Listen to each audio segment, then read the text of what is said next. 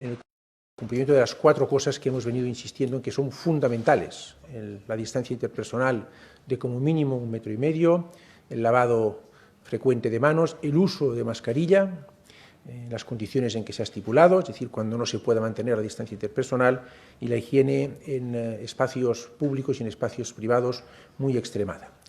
Esto hasta que no consigamos derrotar al virus, que se va a producir cuando tengamos o bien una terapia o bien una vacuna disponible.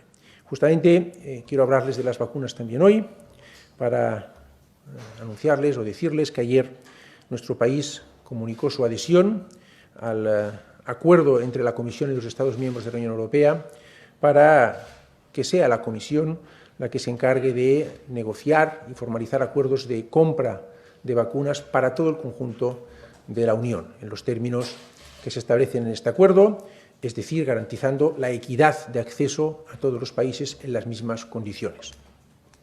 Se ha constituido un comité de dirección de este acuerdo, que, insisto, al que se adhirió ayer España, en el que están presentes todos los Estados miembros del que forman parte y que está copresidido por la Comisión y por Austria, por el representante de Austria. En este comité de dirección, en el que están todos los Estados miembros, España está representada por María Jesús Lamas, la directora general de la Agencia Española de Medicamentos y Productos Sanitarios. Pero quiero también anunciarles que se creó un equipo negociador de 7 países, en el que España está presente. Este equipo negociador está integrado por España, por Alemania, por Francia, por Holanda, por Suecia, por Polonia y por Italia. Y España está representada en este equipo negociador, que actuará en distintas configuraciones para las distintas negociaciones de los acuerdos de compra avanzados que se puedan suscribir. España está representada en este equipo negociador por César Hernández, que es el jefe de medicamentos humanos de la Agencia Española de Medicamentos y Productos Sanitarios. Nos congratulamos primero de tener esta participación en este núcleo de negociación de la Unión Europea y, sobre todo, de que haya habido un enfoque europeo por el que siempre España trabajó y el que España defendió desde el primer minuto, para garantizar un acceso equitativo para todo el conjunto de la Unión a las vacunas. Quiero también comunicarles que se han reforzado los servicios de sanidad exterior de cara al domingo. Saben ustedes que el domingo, tal y como anunció en su día el presidente del Gobierno, España abre sus fronteras a los países del espacio Schengen y de la Unión Europea.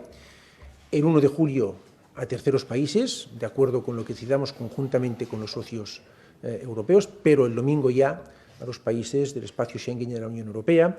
A este efecto, los recursos de sanidad exterior, que son en torno a 600 personas, de las cuales 150 son médicos y enfermeras, se verán reforzados por un primer contingente de 100 personas. Hemos acordado con el Ministerio de Transportes que van a proporcionarlos de empresas auxiliares y de empresas que colaboran normalmente en prestar servicios en puertos y aeropuertos. Por tanto, desde el domingo habrá un número suficiente de personal, en este caso, para someter a todos los viajeros, a todos y cada uno de los viajeros que lleguen a nuestro país, a 3 controles primarios.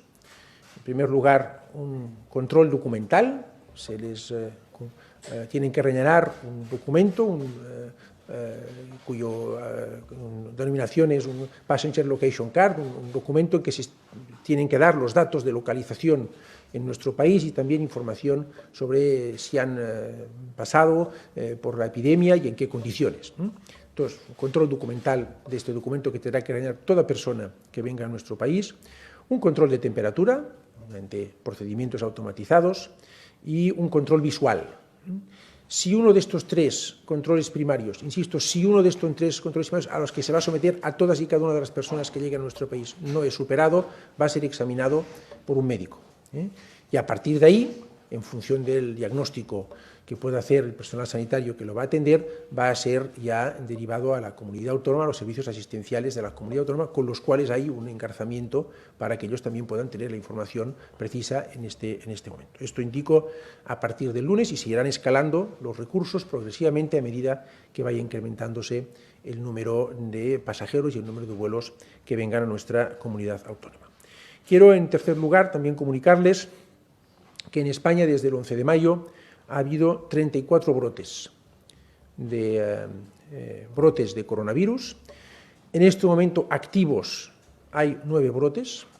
El conjunto de los 34 brotes ha afectado a 982 personas, los 9 que están activos ahora afectan a 92 personas y todos los brotes están bajo control. Los 9 activos también están bajo control. Justamente el sistema de vigilancia y la forma en que hemos estructurado la recepción de información por parte de las comunidades autónomas nos ha permitido detectar adecuadamente estos brotes y actuar con contundencia y con prontitud para controlarlos y darlos por superados.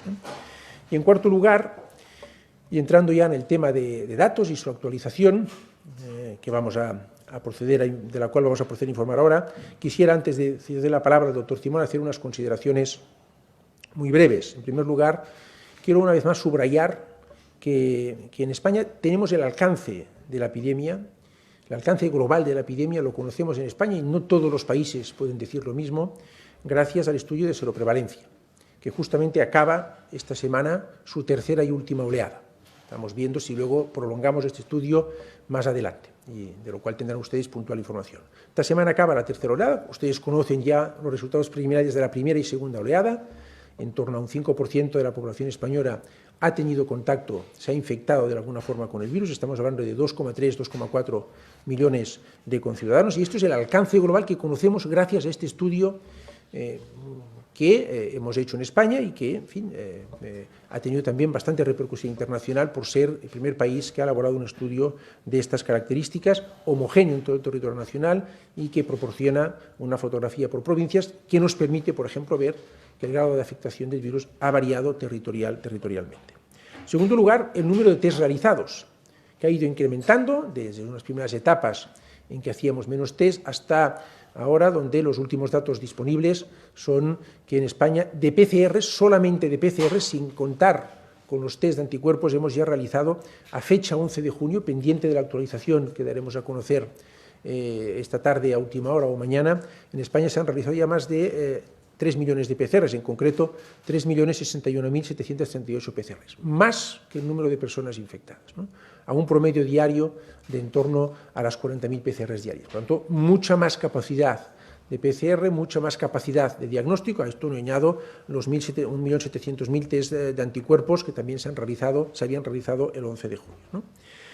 Y en tercer lugar, quiero también llamar la atención de ustedes el hecho de que desde el primer momento, para lo que hace referencia a la mortalidad y a las defunciones, en España hemos trabajado con dos fuentes de datos, que desde el primer momento, desde el inicio de la pandemia, el Gobierno ha puesto a disposición de la ciudadanía en un ejercicio más importantes a nivel de comunicación que se ha hecho y de transparencia informativa, que son los datos de casos confirmados por coronavirus, que comunicábamos en los informes diarios del Centro de Coordinación de Alertas y Emergencias Sanitarias, y el exceso de mortalidad, monitorizado a través del MOMO, la monitorización de mortalidad, que hace una estimación de aquel exceso que ha habido conforme a la mortalidad esperada que podía haber este año. Por tanto, quiero subrayar también, si me lo permiten, este ejercicio de transparencia que desde el primer minuto España ha hecho en esta materia. Le paso la palabra al doctor Simón para que les anuncie a ustedes las actualizaciones de datos que tenemos en estos momentos para comunicarles. Muchas gracias, ministro. Bueno, yo no voy a extenderme mucho. Los datos ya saben que se compilan, se cierran la recepción de datos a partir de las 12 de la noche y se trabajan durante la mañana del día siguiente y, por lo tanto, los datos que corresponden al día de ayer los tendremos a partir de esta tarde y se publicarán en la página web. Los datos que voy a dar hoy se hacen referencia al día anterior, son más o menos los mismos que el día de ayer, por lo tanto no me entretendré mucho, salvo los referentes a defunciones, que sí que vamos a explicar un poquito más. A día de antes de ayer, se diagnosticaron, con fecha de diagnóstico del día anterior, 143 casos, que casualmente coinciden con aquellos que tienen fecha de inicio de síntomas en los últimos 7 días, que fueron también 143. Esto mantiene la misma evolución que estábamos observando en las semanas anteriores, ya lo estuvimos discutiendo ayer, yo creo que no tiene mayor interés seguir insistiendo en lo mismo. Simplemente decir que ahora mismo de los 245.268 casos que se han diagnosticado en España, ahora mismo únicamente quedan hospitalizados un total de 1.994. Entre esos, 312 en UCIs. El resto han fallecido, desgraciadamente, ahora diremos las cifras, o se han curado, o algunos de ellos todavía permanecen en aislamiento domiciliario, por lo tanto son casos leves que en principio no tienen mayores riesgos. Dicho esto, vamos a pasar a los datos de fallecidos, que en los últimos días, incluso ya debemos estar alrededor de las 2 semanas, han generado cierta controversia porque se congelaron las cifras de fallecidos en un momento determinado debido a que el cambio de sistema de vigilancia y la necesidad de actualizar los datos de todos los casos registrados en las bases de datos durante el pico de la pandemia, en el que no había capacidad física ni de tiempo para poder rellenar completamente las fichas, hicieron que se tomara la decisión de, ante la dificultad de ofrecer datos sólidos y estables, congelarlos hasta que todos estos datos se pudieran realmente consolidar, actualizar y garantizar su calidad por parte de las comunidades autónomas, y eso lo hemos conseguido en estos últimos días y ahora ya podemos dar datos exactos. A día de hoy, la cifra que hemos acabado de definir con las comunidades autónomas y que a partir de ahora será la base que se actualizará con los fallecidos nuevos que se vayan produciendo a partir de ahora, es de 28.313 fallecidos en toda España con un diagnóstico de coronavirus. Todos sabemos, como ha dicho el ministro, que hay un exceso de fallecidos algo mayor, hay otros 13.000 casos más que, de lo esperado que han podido fallecer, pero de esos no hay confirmación de que haya sido por coronavirus, muchos lo habrán sido, otros habrán sido por otras causas, pero en principio la cifra de fallecidos en los que se puede confirmar el diagnóstico es 28.313. Si vemos la evolución, yo creo que tenemos un gráfico disponible. Esta es la evolución de los fallecidos en España desde el inicio de la epidemia. Como pueden ver, tuvimos el pico un poco por detrás del pico de casos, porque los fallecimientos siempre se producen un poco después, alrededor de, si no recuerdo mal, creo que son 8 o 10 días después del pico de los casos, y vemos que ahora mismo estamos en unos niveles realmente bajos. Sin embargo, esa última parte la vamos a ampliar para que se pueda observar lo que está pasando actualmente. Ponemos la siguiente gráfica, por favor. Exacto. Esto representa lo que ha sucedido en letalidad, en fallecidos, en los últimos 14 días.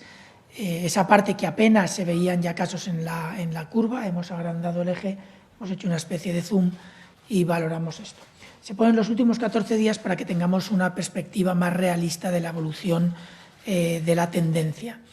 Si pusiéramos únicamente los últimos 7 días, sabríamos que tenemos 52 casos que corresponden a lo que aparece ahí en esos últimos 7 días, pero sabemos que los últimos 1, 2, quizás 3 días puede haber algún retraso de notificación que se recupera mañana o pasado. Por lo tanto, ese 2 podrían ser 3 o 4 mañana, ese 5 podrían ser 6 y poco más.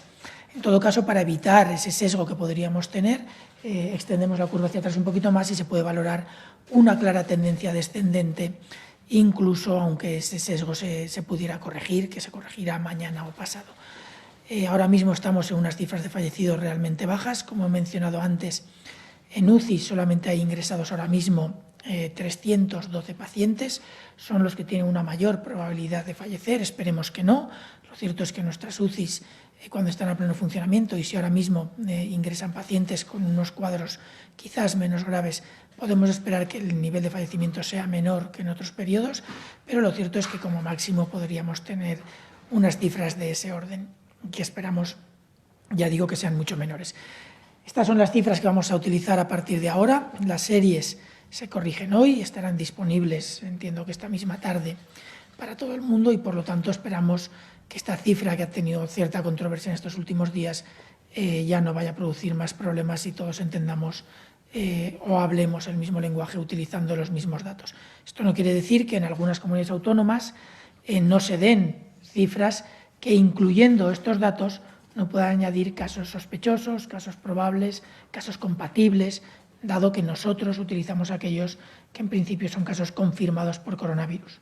También puede ser que algunos haya escapado aquí, pero en principio son datos de fallecidos que tienen un diagnóstico confirmado por coronavirus, y en las comunidades pueden dar datos de fallecidos confirmados, pero pueden incluir también datos de probables o datos compatibles y, por lo tanto, esos datos no figuran en estas gráficas y, si observan los datos de las comunidades, tienen que valorar con cuidado. En muchas de ellas ya se pone una nota a pie de página explicando esa distribución y dónde proceden los diferentes casos.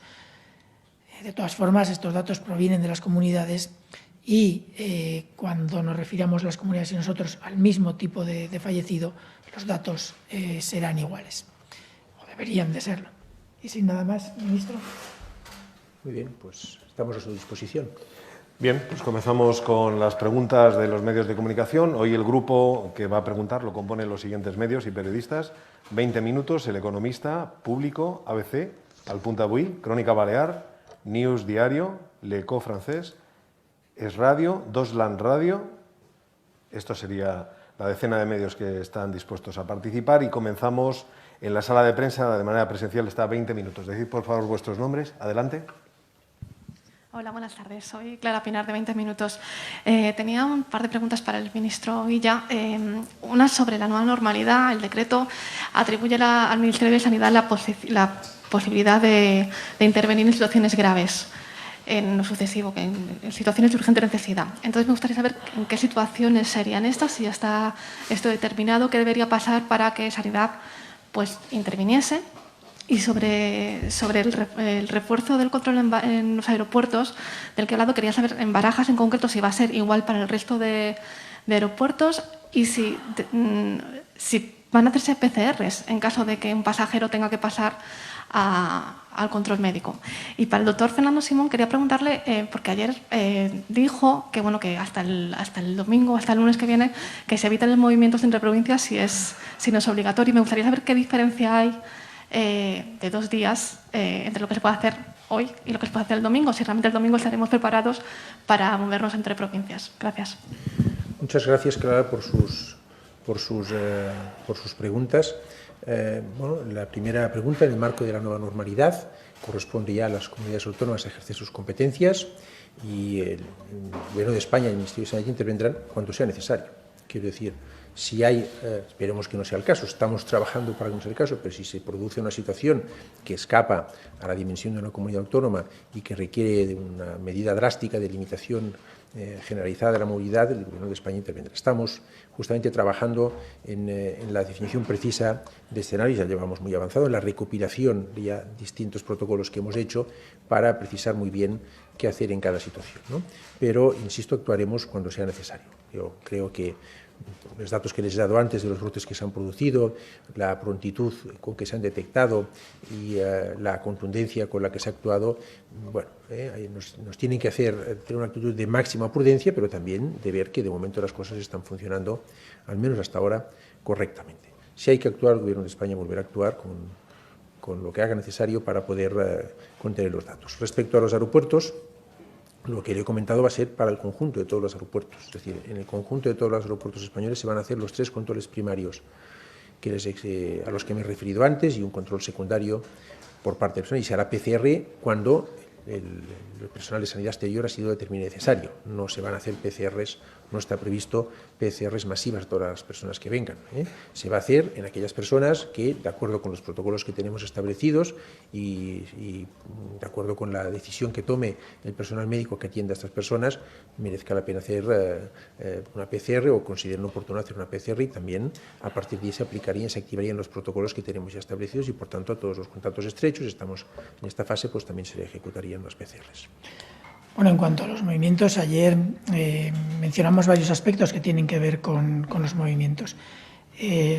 La epidemia está muy controlada, estamos detectando prácticamente brotes y casos asociados a casos conocidos, pero todavía quedan algunas cadenas de transmisión que se están identificando cuando aparece el primer caso sin tener una clara identificación del origen. Eso implica que el virus, en muy poca cantidad, pero todavía circula.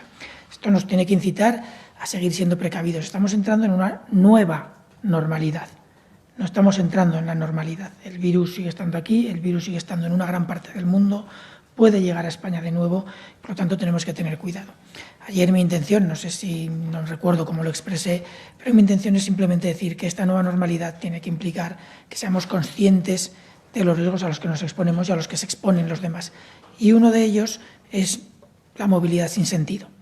si alguien no tiene ningún motivo razonable para moverse, pues yo creo que es siempre prudente reducirlo de cierta manera, pero sí que es verdad que una vez que entremos a la nueva normalidad no hay ningún mecanismo de prevención de esa normalidad y ya queda bajo la responsabilidad individual de cada uno de los ciudadanos, que yo creo que hasta ahora han demostrado tener una gran responsabilidad y me remito simplemente a las pruebas de cómo hemos conseguido controlar una epidemia que evolucionó muy rápido y controlamos muy rápido. El economista por videoconferencia. Adelante. Hola, buenas tardes. Soy Javier Rizalde. La primera pregunta al ministro que quería preguntarle. Acaba de decir que hay 600 profesionales en sanidad exterior, de los cuales el 25%, me parece que ha dicho, son profesionales sanitarios. ¿Cree que es un número suficiente para asegurar que el virus no viaje y no se disemine creando rebrotes? La segunda pregunta sería, el Gobierno ha dicho muchas veces que está trabajando también con la vista puesta en rebrote en otoño para que no conviva con la gripe. Si ocurriera antes, ¿hay algún plan efectivo que no implique un confinamiento tan severo como el que hemos vivido? Y por último, la última pregunta que quería hacerle era en respecto a la convivencia con la gripe de cada octubre.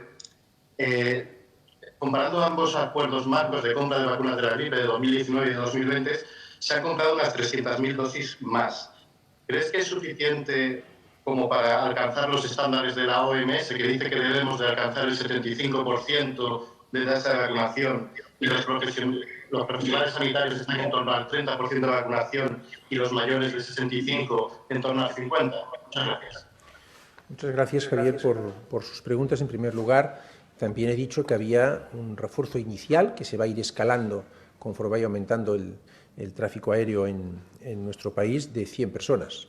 Entonces son los profesionales que he mencionado, el personal habitual de sanidad exterior, más los refuerzos que hemos incorporado ya para este mismo domingo, que van a ir incrementándose progresivamente conforme las necesidades así lo aconsejen, más toda la tecnología que hemos incorporado para, en el caso, por ejemplo, para poder tomar la temperatura. El personal que hay es el necesario, el adecuado para el volumen que hay este domingo y se irá escalando conforme sea necesario. Para la segunda oleada de una eventual segunda oleada en otoño, bien, pues como he dicho antes, de momento estamos en esta fase, en que las comunidades autónomas recuperan el domingo ya todas sus competencias en materia de salud pública. De momento los brotes que está habiendo están siendo detectados con prontitud y controlados con contundencia por parte de las comunidades autónomas. Si el Gobierno de España, repito, tiene que volver a actuar, porque en algún caso así lo aconseja la situación, volver a actuar con toda la contundencia que sea necesaria. Respecto a la gripe, además del acuerdo marco al que usted ha hecho referencia, el Ministerio está haciendo una compra reforzada. El Ministerio está, por su parte, adquiriendo un conjunto adicional de dosis de esta vacuna justamente para poder suplir las necesidades que hagan falta, y además la condición del mercado también aconsejaba que hiciéramos una compra por mecanismos de emergencia, que es la que hemos activado en el marco del decreto de alarma. Por tanto, hay una compra suplementaria por parte del Ministerio de Sanidad, del Gobierno de España, complementaria a aquella que hacen las comunidades autónomas, que además tiene ya que tener en cuenta las recomendaciones de vacunación que, como usted ha mencionado, ha hecho la OMS. Yo creo que habrá suficientes dosis de vacuna para cumplir los estándares que nos hemos fijado. Interviene ahora Público.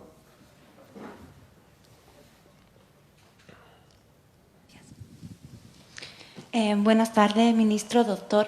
Lo primero que quería preguntar es una explicación de por qué se siguen contabilizando como fallecidos solo a los que tienen prueba PCR.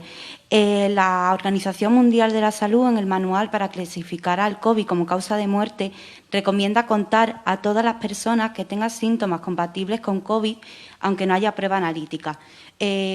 ¿Por qué creen ustedes que es lo más adecuado esta forma de contabilizar frente a esta indicación? Y después también, por otro lado, desde hace varias semanas parece bastante obvio que los lugares de trabajo precarios están siendo foco de brotes en todo el mundo. ¿Ustedes valoran que esto es así y en ese caso se está haciendo algo para cambiar la precariedad de determinados sectores como mataderos, explotaciones agrícolas o almacenes de logística para evitar esto. Y, por último, quería saber si podrían especificar los 9 brotes en activos, si vienen pues, de mataderos, residencias o si tienen controlado eso. Muchas gracias. Muchas gracias. Si le parece, el doctor Simón le contesta las preguntas y yo haré quizá unas matizaciones finales. Bueno, los fallecidos. El proceso de registro de fallecidos es relativamente lento. Los certificados de defunción se tienen que validar y eso lleva un periodo de tiempo. Ahora mismo se está trabajando con datos preliminares y para garantizar una estabilidad en las series, nosotros decidimos trabajar con fallecidos con un diagnóstico confirmado de coronavirus. En los documentos que menciona de la OMS figuran 2 o 3 puntos clave. Uno es que una persona con sintomatología compatible puede figurar como probable o sospechoso de morirse con coronavirus, compatible con coronavirus, lo que no quiere decir que sea con certeza por coronavirus. Están los casos confirmados por coronavirus, son aquellos que además de tener esa clínica compatible, tienen un diagnóstico confirmado de coronavirus.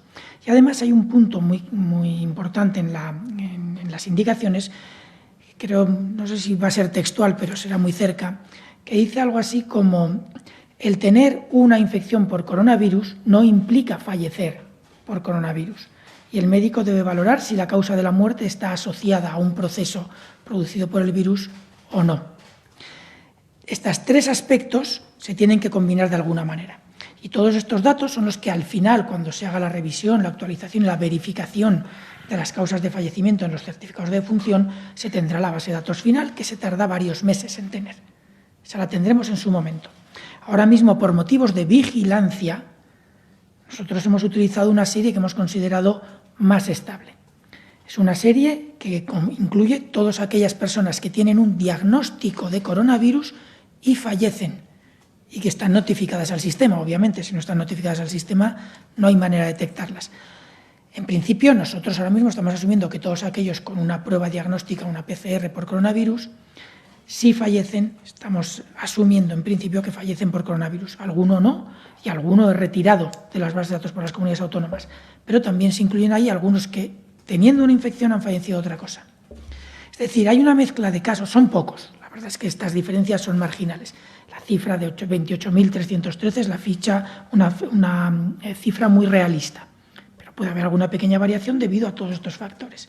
Nosotros hemos buscado una serie suficientemente sólida para poder valorar la evolución de la epidemia durante todo el proceso y ahora no tendría sentido cambiarla. Lo que no quiere decir que en las comunidades autónomas no tengan datos de compatible con coronavirus. Lo que pasa es que cuando una persona, un sanitario, un médico, está en una situación de alta carga de trabajo y tiene que hacer una certificación rápida, luego esa certificación habrá que validarla mirando en detalle la historia clínica. Y ese es el proceso que todavía no se ha podido hacer y que cambiará quizás en el futuro un poquito arriba, un poquito abajo, alguno de los fallecidos. Ahora los que se dan son por motivos de vigilancia, no por motivos de contabilizar exactamente cuántos han podido fallecer o no.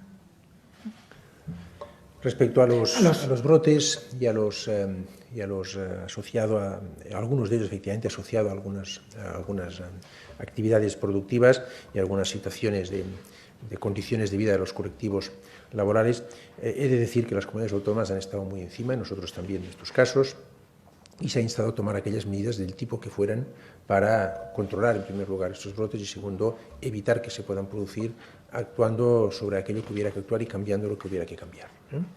Y sobre los brotes activos actuales, le damos luego, si le parece, el detalle exacto que son, pero los brotes que ha habido en España están asociados, pues eso, a algunas actividades productivas, algunos mataderos, algunas actividades de temporeros, algunos están asociados a algunas residencias de ancianos, algunos otros han estado asociados a algún centro sanitario, algunas también a casos de incivismo, pocos, pero algunos también a casos de incivismo, de actividades que no estaban permitidas o que no se ha actuado con la debida responsabilidad por parte de algún ciudadano. Son una inmensa minoría, pero pueden hacer mucho daño si no se hace adecuadamente.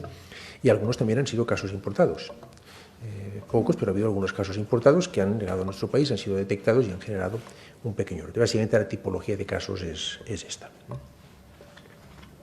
Le damos paso ahora a ABC, que ya participó anteriormente también en el video briefing. y que creo que tiene alguna dificultad de imagen. Vamos a ver si el sonido es bueno. Hola, sí, buenas tardes. ¿Me oís bien? Sí. Vale. Bueno, quería saber ante una posible segunda oleada del virus en otoño. ¿Cuenta ya el gobierno con algún plan para evitar que el virus vuelva a ser estragos en las residencias de ancianos? Luego me gustaría saber también si, bueno, estábamos viendo que el sistema sanitario ya es capaz hoy de detectar el 20% de los casos. ¿Es un porcentaje razonable de cara a la apertura de fronteras este verano? Y una tercera cuestión es si nos podrían aclarar cómo van a controlar la movilidad en zonas que haya rebrote o que declina el estado de alarma. ¿Y se sabe ya qué leyes o qué medidas se pueden tomar para modificar alguna ley ya vigente para poder controlar la movilidad? Gracias. Muchas gracias. A ver, creo que hemos entendido sus preguntas. Había alguna dificultad con el sonido. Entiendo que la primera pregunta que nos ha formulado es qué se ha hecho para controlar una segunda oleada en las residencias de ancianos. Bien, hay unos protocolos claramente establecidos desde el 5 de marzo ya, que derivaron unas órdenes vigentes en el marco del decreto de alarma. Ahora ya en nueva normalidad también se hace referencia a la necesidad por parte de las comunidades autónomas, que son las que tienen la competencia las mismas, de actuar conforme a los protocolos y por tanto estar muy pendiente de lo que ocurre en las residencias de ancianos. De hecho, en la definición de brote que está manejando el Ministerio de Sanidad y el CAES, se considera que un solo caso en una residencia de ancianos ya es considerado como un brote y, por tanto, activa todos los mecanismos de reacción rápida. Le dejaré, si le parece, la pregunta al sistema sanitario de detección de casos al doctor Simón, pero para no irnos pasando la palabra, paso un momento a la tercera pregunta que entiendo que ha formulado usted. Si no he entendido mal, se refería a si había mecanismos alternativos para el control de la movilidad. Bien, no hay más que por ahora el que tenemos a disposición, que es el instrumento constitucional del estado de alarma, que es la herramienta que ha permitido, de forma muy eficaz, por cierto, controlar la movilidad de los ciudadanos. Ahora lo que se puede hacer es actuar muy quirúrgicamente en base a la legislación de salud pública de las comunidades autónomas para hacer lo que ya se hizo al principio de la epidemia, por ejemplo, controlando un brote que había en Adeje, en Tenerife. Si ustedes recuerdan, ahí se confinó un hotel, donde se puede actuar quirúrgicamente, pues en casos muy pautados. Pero si hubiera que recurrir a un control mucho más amplio, masivo, de la movilidad, pues habría que activar el instrumento único que lo permite hacer, que es el instrumento de estado de alarma. Sí, en cuanto a la capacidad de detección y si es suficiente o no, miren, sabiendo lo que ha pasado en España realmente, que es lo que hemos detectado a través del estudio de seroprevalencia, tenemos claro que durante el periodo más grave de la pandemia éramos capaces de detectar algo más del 9% del total de casos reales.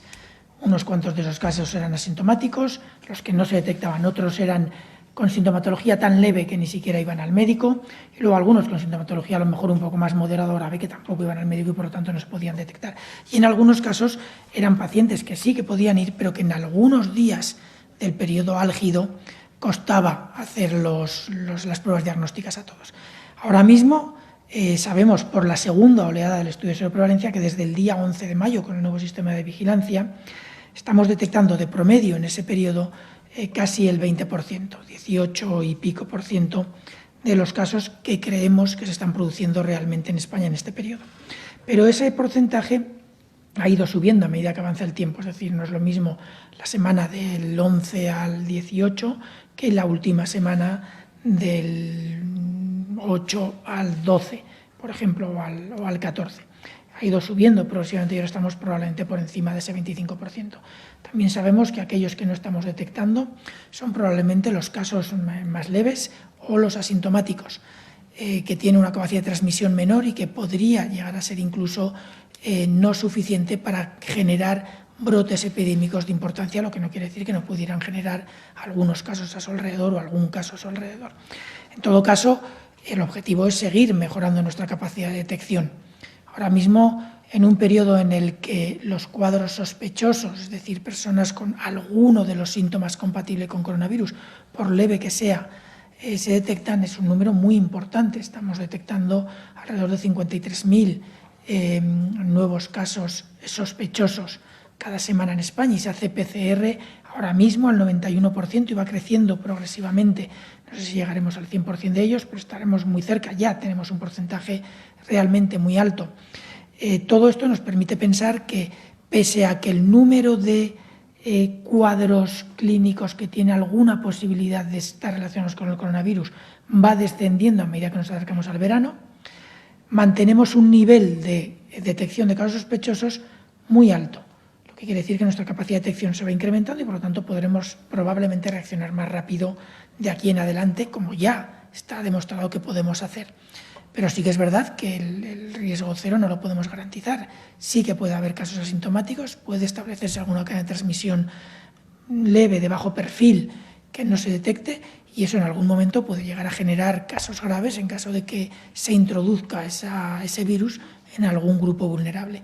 No podemos garantizar el riesgo cero, pero sí que podemos garantizar que hay una diferencia muy, muy importante entre lo que somos capaces de detectar, diagnosticar y a lo que somos capaces de responder ahora, comparado con lo que podíamos hacer al principio de la epidemia, cuando todavía teníamos básicamente casos importados que detectábamos mucho más tarde y que además no detectábamos a todos.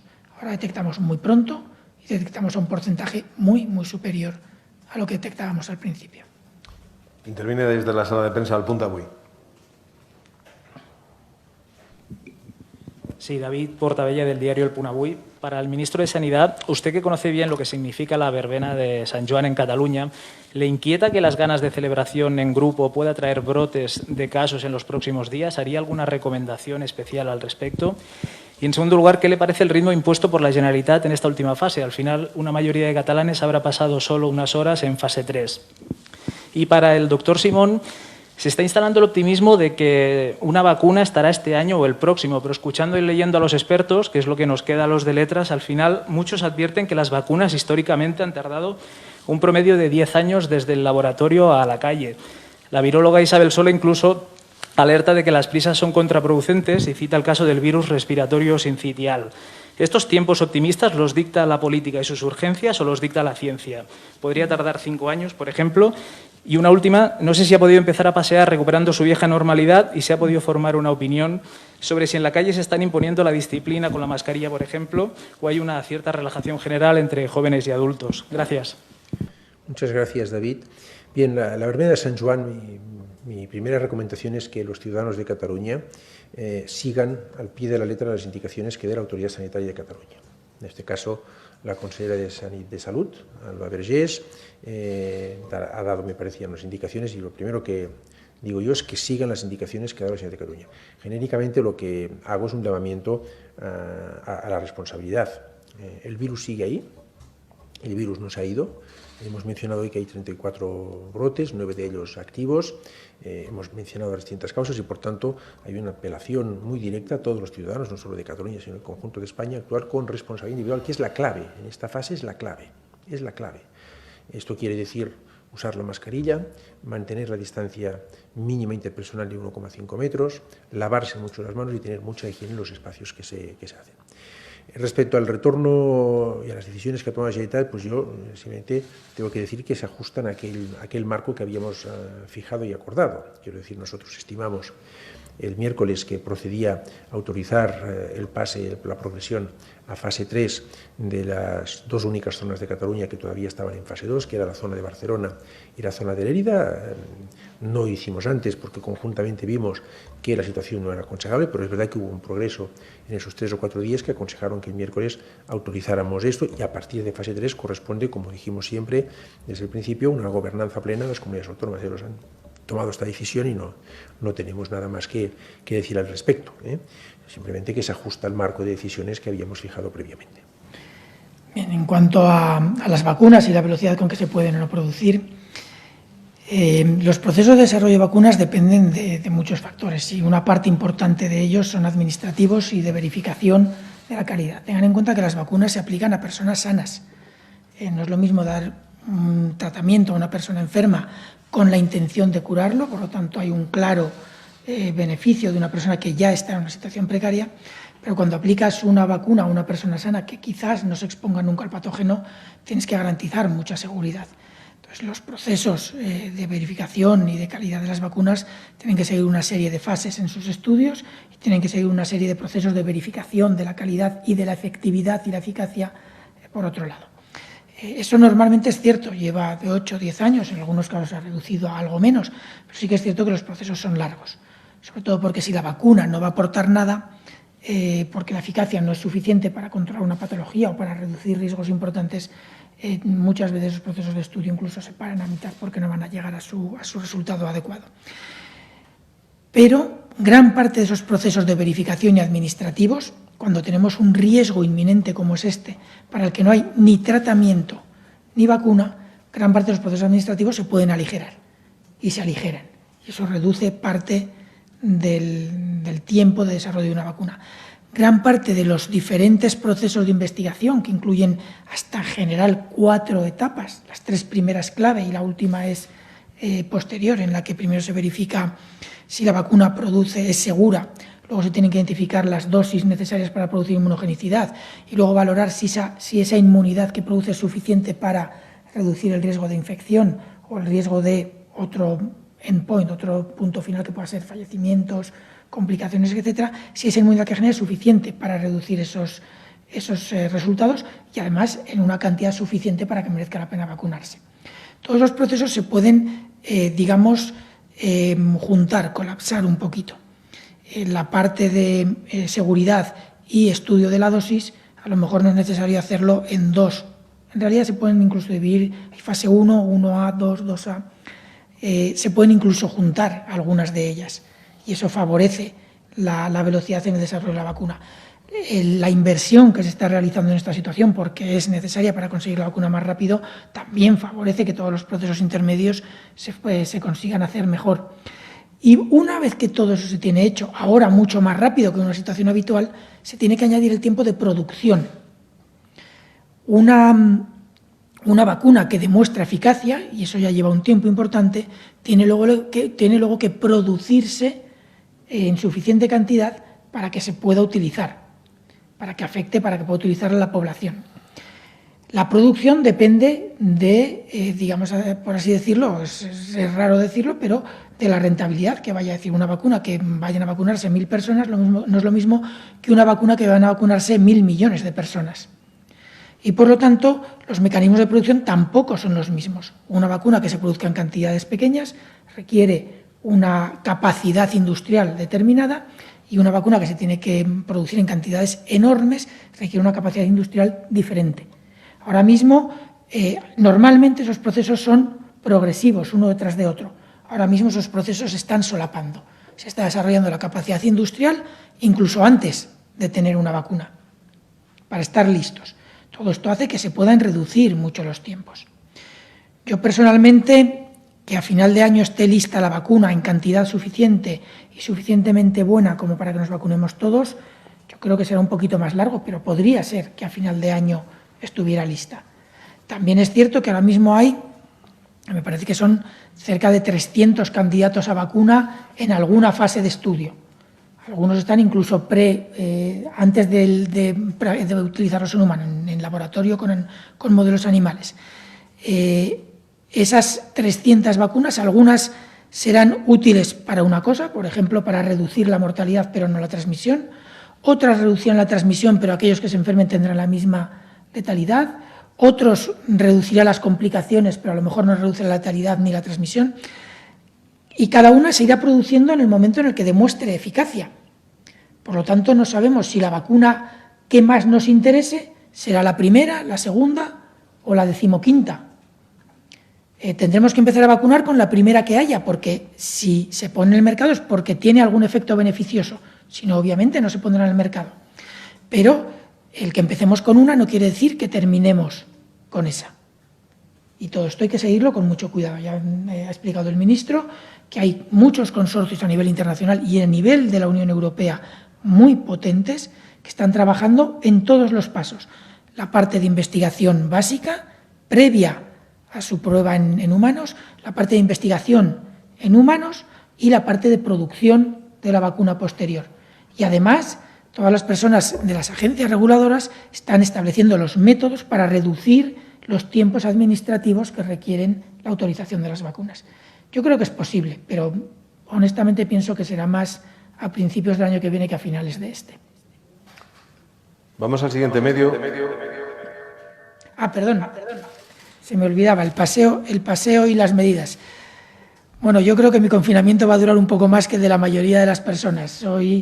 Desgraciadamente, he tenido mucha visibilidad y a mí me da un poquito de vergüenza ir por la calle con todas las muestras de cariño que la gente me muestra las pocas veces que he salido, así que procuro salir lo justito. Es verdad que se lo agradezco mucho a todo el mundo, me siento muy halagado, pero al mismo tiempo me da un poco me abruma un poco y por lo tanto procuro no salir más de la cuenta. De todas formas, lo poquito que he visto sí que me da la sensación que la gente en general es consciente de los riesgos. Que en general, lo poco que he visto yo, sí que creo que se utilizan las medidas de precaución, la distancia, la higiene, la mascarilla cuando es necesaria, que tengamos cuidado, no siempre es necesaria, pero siempre que es necesaria y obligatoria, yo creo que en general se utiliza. Eso no quita para que haya grupos que no lo hagan.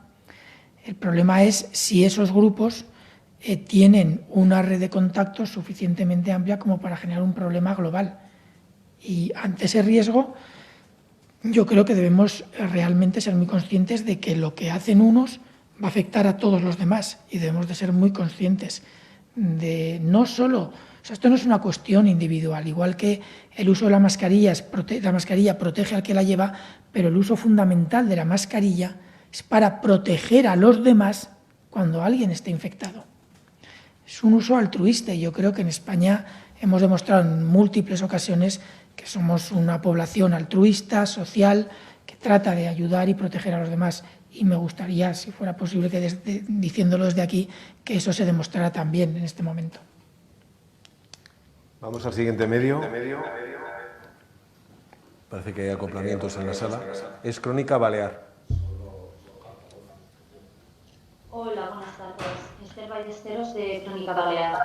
Mi pregunta va dirigida al ministro Illa, y es que con la puesta en marcha del programa piloto del turismo en Baleares y la llegada de los primeros turistas alemanes a las islas, varios sectores han mostrado su temor a posibles nuevos contagios, sobre todo a raíz de los últimos rebrotes detectados en Alemania.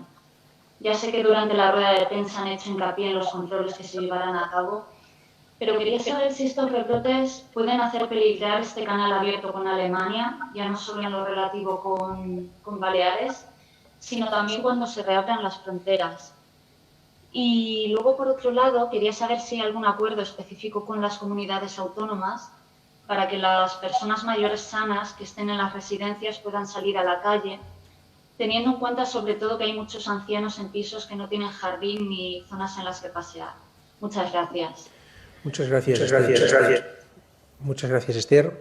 Respecto a la primera pregunta, por la información de la que dispongo, en la prueba piloto de Baleares está funcionando correctamente y yo no creo que los brotes que hemos conocido en Alemania pongan en riesgo ni esta prueba piloto ni la decisión que se ha tomado de abrir las fronteras a partir del domingo a los países del espacio Schengen y de Europa. Alemania es un país muy serio, como todo el resto de países de la Unión Europea, y por tanto aquellas personas que tengan una sintomología o que hayan sido diagnosticados como casos positivos, de acuerdo con las instrucciones que hay a nivel internacional, no pueden ni deben viajar. Y nosotros estamos aquí hablando de socios europeos que van a actuar con la máxima seriedad en ese sentido y por tanto evitarán que aquellas personas que sean casos confirmados pues viajen, porque esas personas estar según los protocolos, en la debida cuarentena en el lugar que indiquen sus autoridades sanitarias, ¿no?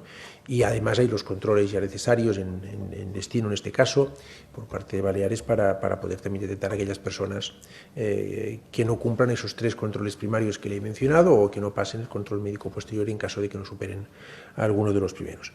Respecto a las residencias de personas mayores y al régimen de visitas y de salidas de sus ocupantes, bien, a partir de ahora ya es una decisión que tiene que tomar cada comunidad autónoma. Hay, es verdad, un protocolo base que indicaba una serie de medidas. Es verdad que si hay un único caso en una residencia, como he indicado antes, lo consideramos un brote importante y hay que extremar muchísimo las medidas, pero a partir de ahí el régimen de visitas y las disposiciones que tengan que afectar a residencias de anciano antes venían reguladas en las distintas órdenes de cada una de las fases que hemos ido dando a conocer.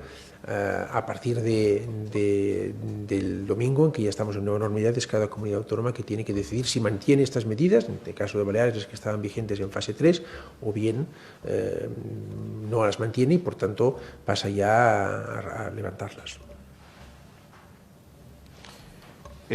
News Diario, adelante. Hola, buenas tardes, soy Juan Antonio Nicolai de News Diario. Quería preguntarle al ministro la cifra... No se escucha bien, Juan Antonio Nicolai, no se escucha correctamente. ¿Tenemos alguna dificultad manifiesta con el sonido?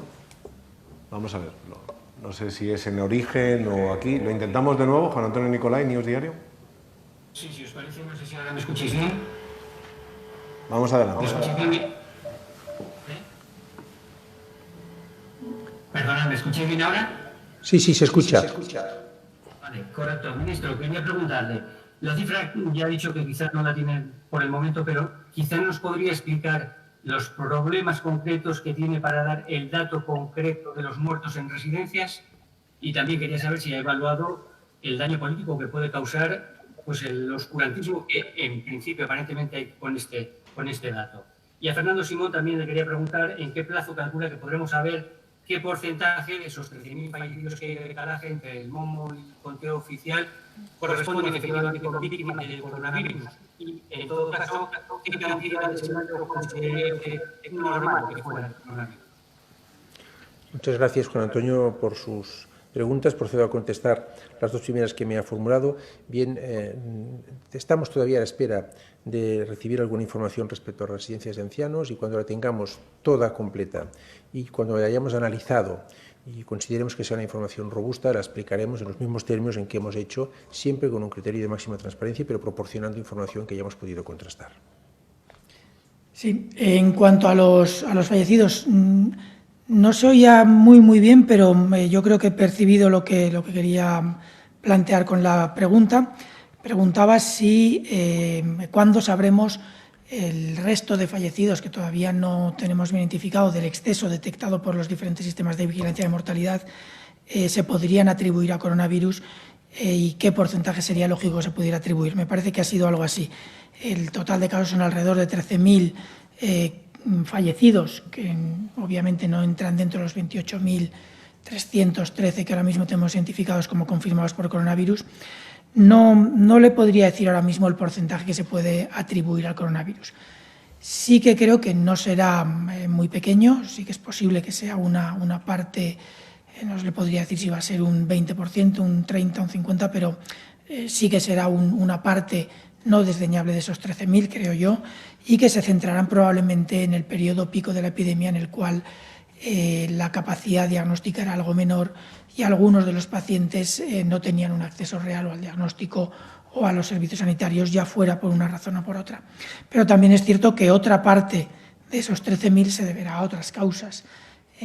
Yo creo que todos somos conscientes, y se ha debatido en múltiples foros y los periódicos lo han recogido en muchas ocasiones, que el hecho de que en algunos periodos de la epidemia el 50% a nivel general en España de las camas hospitalarias estuvieran ocupadas por pacientes con coronavirus, y en algunos territorios españoles ese porcentaje se iba muy por encima de ese 50%, podría ser 70, 80, incluso 90 en algún hospital concreto, mientras que en otros puntos era mucho menor, pero de promedio ha sido un 50%. Eso no incitaba a los pacientes de grupos vulnerables para el coronavirus a acceder a los hospitales, sino que en algunos casos ha podido incluso haber cierta prevención en acercarse a lugares donde un 50% de los ingresados tenían esta enfermedad, y por lo tanto eso ha podido suponer retrasos en el tratamiento de otras patologías que en algunos casos han podido suponer letalidades graves. En otros casos también es cierto que ha habido pacientes que no sabemos si han tenido infección o no, pero que han podido fallecer de otras patologías que no tenían ninguna relación directa con el coronavirus. No le puedo decir qué porcentaje va a ser, yo creo que no será excesivamente pequeño, pero no le puedo decir cuántos de esos 13.000 serán atribuibles al coronavirus una vez que los certificados médicos de función se hayan revisado, hayan ido y venido tanto al Instituto Nacional de Estadística como a los servicios sanitarios para poder revisarlo. No me atrevería a hacer una predicción. Vamos al siguiente medio, a ver si somos capaces entre unos y otros de evitar esos acoplamientos. Quizá la voz se esté metiendo a través de alguno de vuestros micrófonos, incluso nuestros. A ver si hay suerte con el diario francés L'Echo. Adelante. Sí, hola, buenos días. Soy Cécile Chivo del diario L'Echo. Quería saber... ¿Se oye o no? Sí. Sí. Vale. quería preguntar al ministro exactamente por qué no se hace el PCR, no se pide PCR a la salida de los turistas, por qué no se incluye la petición a los que viajan hacia España y quién va a asumir el coste sanitario y hotelero en caso de rebrote local y aislamiento de los turistas. Y otra pregunta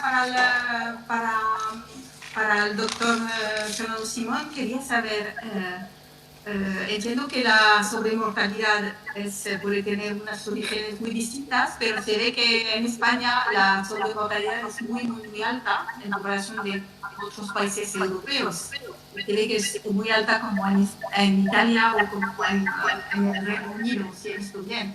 Significa realmente que estas muertes, incluso si no están relacionadas de manera científica con el coronavirus, están relacionadas de manera muy hipotética, con una hipotética muy alta, la sobrecarga del sistema hospitalario, que significa que había víctimas del coronavirus de alguna manera, ¿no?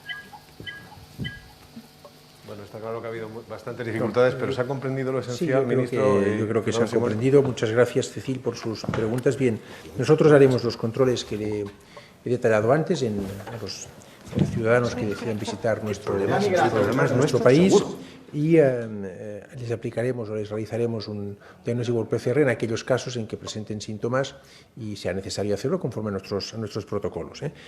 Damos por descontado que toda persona que presente síntomas no va a viajar. Esto es lo que, lo que estamos seguros de que todos los ciudadanos de los países de origen, en este caso los países de la Unión Europea y de Schengen, que nos van a viajar van a respetar.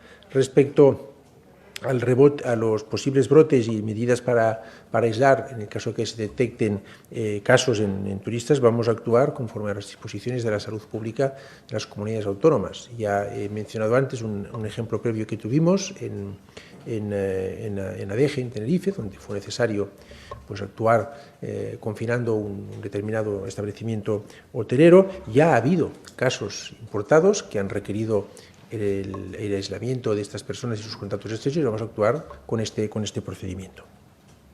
Sí, en cuanto a la sobremortalidad, bueno, España, yo creo que si se miran las cifras internacionales se verá que es uno de los países que tienen un número de fallecimientos importante, no es el que más, pero sí que tiene un número de fallecidos muy importante contabilizado con los casos por PCR positiva que podemos comparar directamente con otros países. Pero sí que es cierto que la sobremortalidad general se puede estimar también en otros países. A nivel europeo, en concreto, existe un mecanismo equivalente a nuestro sistema de monitorización español, el MOMO, que también se llama MOMO, Mortality Monitoring, en inglés, que establece la sobremortalidad a nivel de la Unión Europea.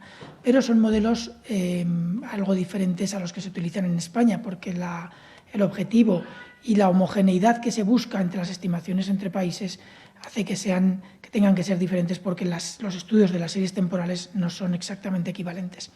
Este sistema de monitorización europeo pone a España entre uno de los países con más alta sobremortalidad. No es el único, los hay que la tienen similar, pero sí que es verdad que hay otros con un número importante de fallecidos que tampoco tienen esa sobremortalidad.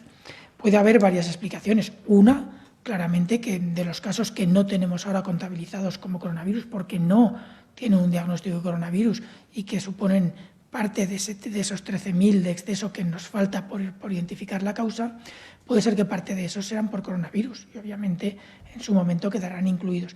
Pero también puede ser porque la comparación entre países, la variabilidad de la mortalidad entre países de año a año sea diferente.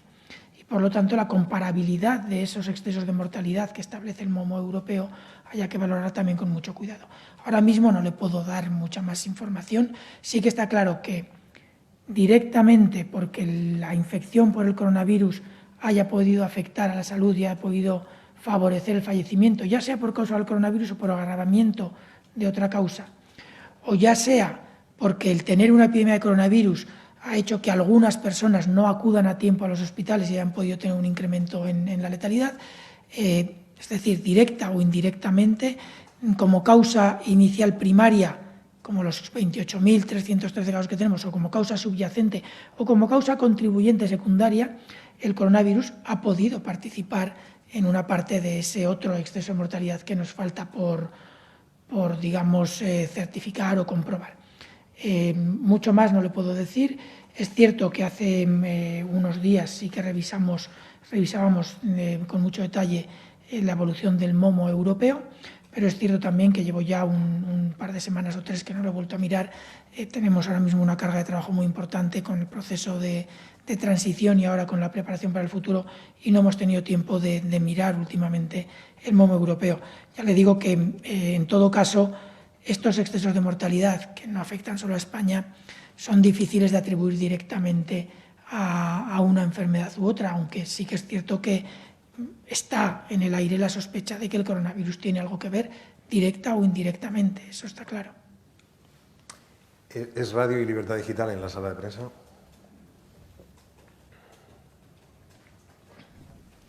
Gracias. ¿Qué tal? Buenas tardes, ministro. Buenas tardes, doctor Simón. Quería empezar por el ministro de Sanidad. Le quería preguntar, señorilla, después de la profusa explicación técnica que nos han dado esta mañana, nos sigue faltando el dato de las residencias y quería insistir en la pregunta de mi compañero. No es tanto preguntarle por el dato, que también, sino por la explicación que motiva el retraso. ¿Qué dificultad técnica encuentran ustedes para 3 meses después seguir dándonos la misma respuesta manida de que cuando tengan una información robusta y sólida nos la darán? ¿Qué es lo que dificulta tener esa información? Y, en segundo lugar, si ese desfase que se da entre las cifras del Gobierno y las cifras, por otro lado, que da el INE, que da el MOMO, que dan las comunidades autónomas y que dan las funerarias, podría responder a que esas 12.000, 13.000 personas de diferencia fueran precisamente ancianos que han sorteado los controles hospitalarios o sanitarios estando alojados en residencias de ancianos.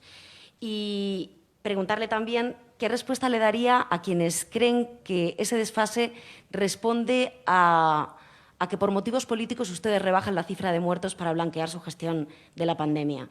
Y al doctor Simón le quería preguntar 2 cuestiones, también insistir en la pregunta de una compañera que creo que no le ha contestado. ¿Por qué ustedes, entiendo cómo lo hacen, pero no entiendo por qué lo hacen? ¿Por qué ustedes no han atendido en este sentido al criterio de la Organización Mundial de la Salud cuando pedían incluir en las cifras de fallecidos también a los sospechosos por coronavirus, no solo a los que tenían confirmados por coronavirus? Y, en segundo lugar, entiendo la diferencia del cuenteo del Gobierno, que solo registra los casos confirmados por coronavirus y no los que tienen sospechas. Entiendo que esos 28.313 datos son de casos confirmados, pero ¿cuántos certificados de defunción con sospechas de coronavirus tiene el Gobierno? ¿Cuántos le han llegado al Ejecutivo? Y, por último, una curiosidad simplemente.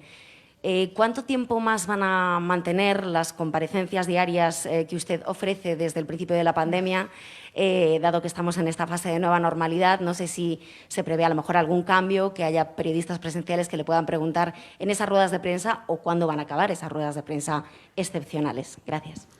Muchas gracias por sus preguntas respecto a las que me ha formulado a mí, que creo que son 3.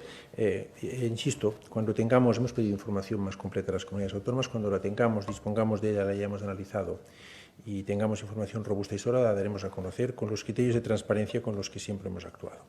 En segundo lugar, la diferencia entre los datos de exceso de mortalidad y las cifras de mortalidad de personas con casos confirmados de coronavirus obedecen a lo que hemos explicado, yo creo que bastante profusamente esta mañana. En un caso se calcula la mortalidad en exceso respecto a la estimada el año anterior, en otro caso son aquellas personas que han fallecido con un diagnóstico confirmado por PCR de coronavirus. Y es una diferencia entre mortalidad general y mortalidad confirmada por coronavirus. Obedece a esto. Y el Gobierno no ha hecho ningún tipo de ocultación ni hay ningún tipo de necesidad de blanquear la gestión. El Gobierno ha dado constantemente sus explicaciones de por qué ha tomado las decisiones, siempre guiadas por lo que nos ha proporcionado en cuanto a información la ciencia y los expertos, y así lo vamos a seguir haciendo, informando con total transparencia.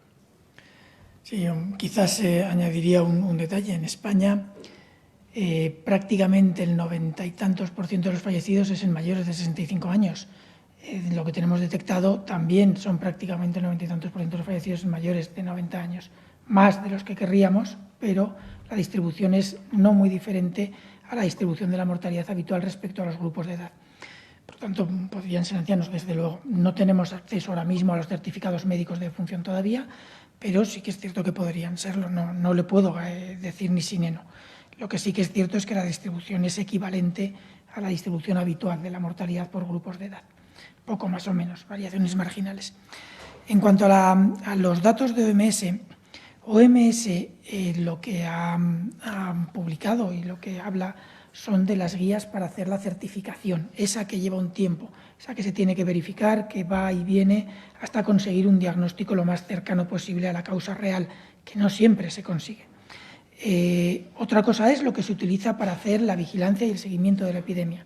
Nosotros tomamos una serie que tratamos de que sea un poco más sólida que una en la que se incluyen casos sospechosos o compatibles, cuya definición de caso es muy borrosa. Porque somos conscientes y tenemos ejemplos de situaciones individuales porque nosotros nos relacionamos entre los médicos en los que sabemos que en algunos casos sin una inspección médica, siquiera un fallecido en un lugar donde había algún caso de coronavirus, sin siquiera hacer una prueba se consideraba como de coronavirus. Incluso en algunas zonas donde se encontraban fallecidos esporádicos se ha llegado a certificar como de coronavirus y luego ha habido que retirarlo o ha podido permanecer como compatible.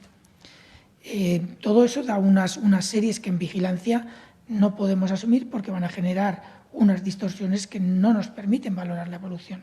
Es verdad que a medida que pase el tiempo, a medida que todo esto vaya acabando, querremos saber la magnitud total. Ya sabemos que hemos tenido 2.300.000 y pico casos por el estudio de seroprevalencia.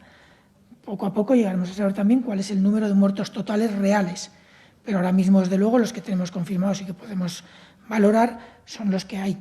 Yo creo que, como decía el ministro, desde el primer momento se ha explicado, es verdad que no 10 veces todos los días, pero se ha explicado reiteradamente el tipo de datos que se daban y las razones. Es verdad que en algunos casos nos quedan esos 13.000 fallecidos ahí, pero es verdad que no podemos ubicarlos ahora con los datos que tenemos. No podemos saber si se refieren a un fallecidos por una causa o por otra.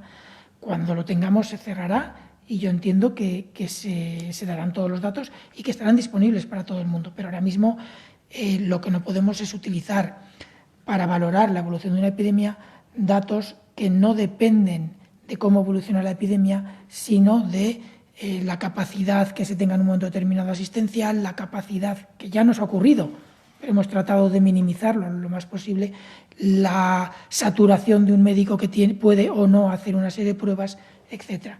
Si minimizamos un poco eso, tenemos series que nos permiten valorar mucho más correctamente cómo evoluciona la epidemia. Y ya le digo que todas las fuentes de datos de fallecidos en España, tanto por coronavirus como generales, son fuentes oficiales de los registros civiles de los que se nutre el INE o de los que se nutre el MOMO, o nosotros, en este caso, de los servicios de las comunidades autónomas, que son los que nos notifican los datos de fallecidos. Por lo tanto, yo creo que hay intención de rebajar o de ocultar muertos no ha habido nunca en ningún momento.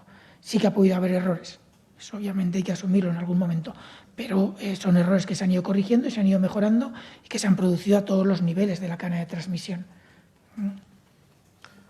Sí, en relación con las ruedas de prensa, permítame, desde la Secretaría de Estado de Comunicación, en coordinación con la Dirección de Comunicación del Ministerio de Sanidad, decirles que a partir de la semana que viene el director del Centro de Coordinación de Alertas y Emergencias del Ministerio de Sanidad ofrecerá 2 ruedas de prensa a la semana, una los lunes y otra los jueves, para hacer recogida de los datos del fin de semana y también de la evolución de los datos durante la semana. Lógicamente también en función de la propia evolución de la pandemia se produce un, digamos, efecto también de desescalada en la presencia constante del doctor Simón y su equipo, que quiero recordar, desde el mes de febrero ofrece ruedas de prensa diarias, salvo en las últimas 2 semanas la ausencia de los fines de semana. De manera que comenzaremos ya en el Ministerio de Sanidad de forma presencial la semana que viene con una comparecencia el lunes y otra los jueves, inicialmente los jueves, del director del CAES, Fernando Simón. Teníamos unas dificultades, ministro, con el sonido, de manera que la última intervención correspondiente a 2LAN Radio la formulo yo, nos la ha trasladado su corresponsal, son estas preguntas. Quería preguntarle sobre la situación de los temporeros, una población que viaja mucho de un lugar a otro, que vive en una situación a menudo muy precaria, en muchos casos sin tarjeta sanitaria. ¿Qué podría decir acerca de esto? Para el doctor Simón, ¿existe una relación entre precariedad en el trabajo y el riesgo de infección? ¿Qué significa eso para los trabajadores temporeros? ¿Le parecen comparables estas situaciones a la industria cárnica con los temporeros? Ministro, ¿qué medidas especiales de detección de la población existen? ¿Ya tienen un acceso más difícil a los centros de salud? Muchos no tienen ni tarjeta, sigue hablando de los trabajadores temporeros. Y, por último, añade, ¿qué más se puede hacer en medidas de prevención, de detección de brotes y de control, tanto el Ministerio como las comunidades autónomas? Muy bien, pues muchas gracias por las preguntas. Hace ya tiempo que tenemos identificado como una situación de riesgo los trabajadores temporeros en actividades agrícolas y hemos estado trabajando con las comunidades autónomas al respecto y hay protocolos específicos para detectar y tomar medidas específicas respecto a este tipo de trabajadores. Primero, en cuanto a las condiciones de alojamiento y en cuanto a las condiciones en que tienen que ser atentos. Quiero recordar que en un municipio de Totana, de Murcia, ya se tuvo que tomar una medida específica justamente en un brote originado por una actividad relacionada con los temporeros. Por tanto, las comunidades autónomas más afectadas tienen sus protocolos específicos para actuar, para detectar con prontitud y yo he de decir que hasta la fecha han funcionado desde el punto de vista del Ministerio de Sanidad a satisfacción.